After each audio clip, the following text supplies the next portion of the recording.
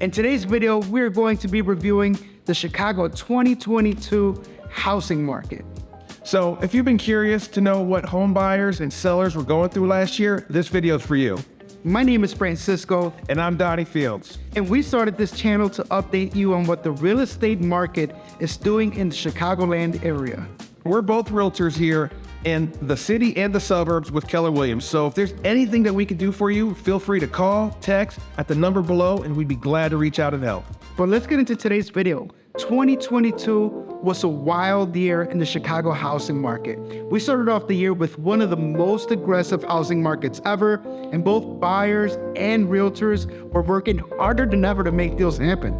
It was bananas, but the real estate market was only a small part of the craziness of 2022. In the past year, the city approved a first casino in the city, and the Chicago Bears entered into an agreement to buy Arlington International Racecourse, and get this, for a whopping $200 million.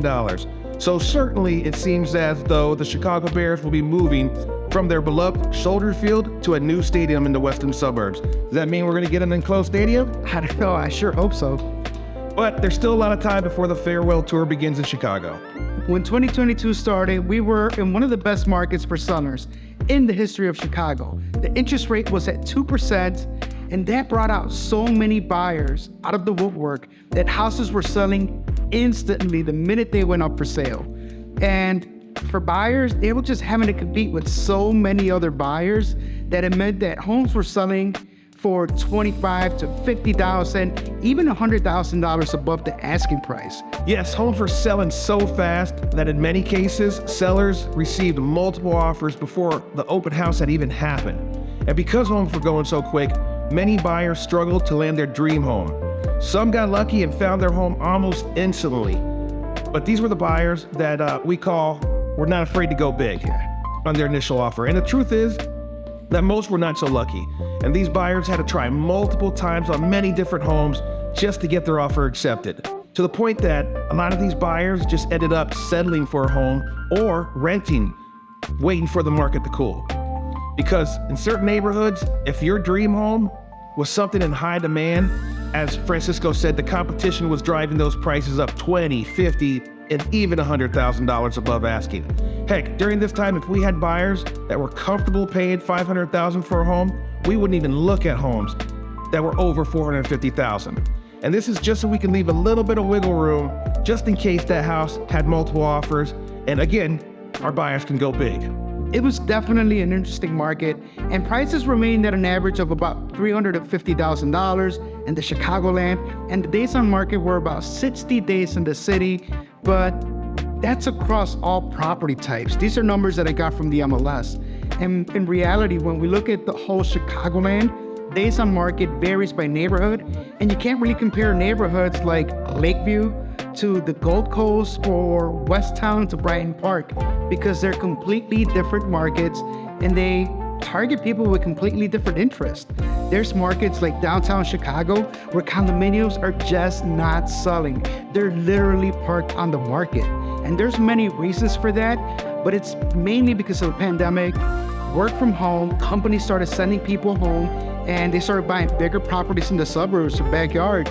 And then again, there was also events like the riots in 2021. So at the moment, we have agents whose listings have been on the market for over 6 months in high rises and have multiple units for sale. And like I said, they're not really getting any activity. So in reality, this is a great time to negotiate in downtown if that's something that you've been interested in. I truly do believe that the market is going to be coming back as people go back to work. And when the summer comes around and outdoor concerts start to happen again, events like the marathon, the Tri, so many outdoor activities, just tend to bring people back into the city again. Yeah, I can't wait for those things to come back. For sure.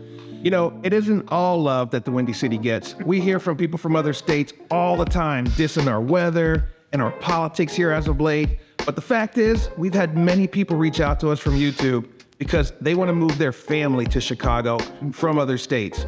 And the main reason we hear is that there's still opportunity to buy homes at a great value with the potential to gain equity almost immediately. And that's because prices here in the Midwest didn't go up as much as they did in other states like Florida, Arizona, and even Texas. And because prices didn't get so high here, they didn't fall so much when the market cooled. So people didn't see the dramatic price drops like they did in other states, which is kind of the way the Midwest works. It's always been that way. We don't get too high or we don't get too low. Because of that, our prices remain somewhat obtainable for many out there that are considering the Chicagoland area. And speaking of prices, today in January 2023, interest rates are at above 6%. And this is one of the reasons why this is the perfect time to buy. And I mean, I'm not saying that high interest rates are the goal here, but the fact that the rates are higher, they've completely changed the state of the market. As we enter the new year, homes are accumulating more days on market, and that's depending on the location, price, and conditions. But at the end of the day, our buyers are saving money today because we're obtaining credit from the sellers, we're able to negotiate closing costs, and even interest rate buy downs.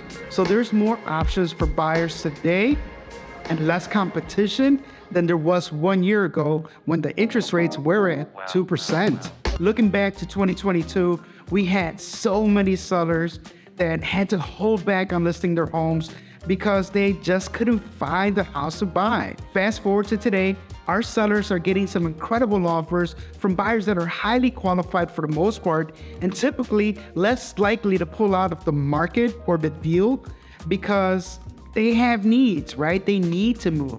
There's a demand for them to make this move, as opposed to when the interest rates were low and people were just perusing the market because it was the cool thing to do.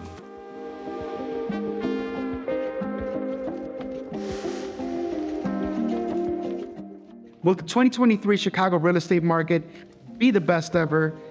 It's starting to look that way. And the interesting part is that we've been seeing a lot of people move here from other states, like Donnie mentioned earlier, because they don't want to spend all their money on buying a home in states like Florida or California. You know, they want to be able to buy something affordable and live in a city that's got tons of opportunity, great jobs, and, you know, just opportunity overall. Can't forget about that Italian beef. The Italian beef. So if you're thinking about moving this year to the Windy City or surrounding suburbs or anywhere in the US of A for that fact, I recommend that you give us a call here first to see how we can help you. We have partners across the country to service you.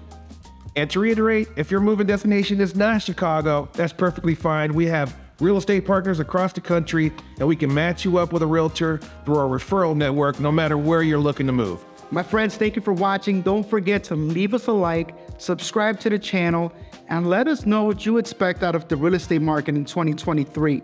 Until then, we'll see you on the next video. Deuces.